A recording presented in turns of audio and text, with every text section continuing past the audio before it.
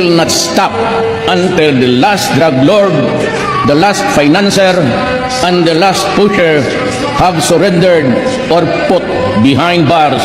Patay ang notorious drug lord na si Beko Tan. May number 1 drug lord ng Iloilo City sa operasyon ng pulisya kagabi. Tinapatay ang itinuturing na pinakamalaking drug lord sa Eastern Visayas. Among tupa ang mga kilabot na drug lord umano sa bilibid nang makaharap kanina si PNP Chief Bato de la Rosa. Dead on the spot ang suspect. Isa raw siya sa itinuturing na big-time drug lord ng probinsya dahil sa lawak ng kanyang operasyon.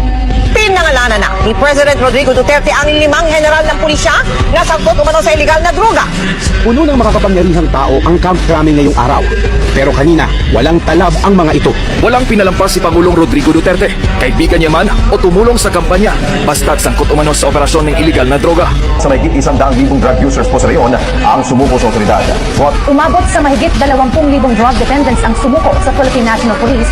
About 700,000 other drug users across the country have done the same. I reported to the authorities because I want them to know that I'm trying to stop taking drugs, that I'm clean.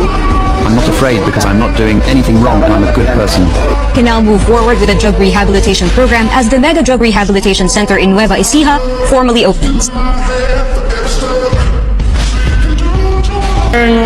Is human rights. Mine is human life. Matapos siyang paulit-ulit na ibalibag sa semento ng sarili niyang ama. Binalutan ng damit at binusalan ng tape ang bibig. 7 oras siyang pinaghahanap.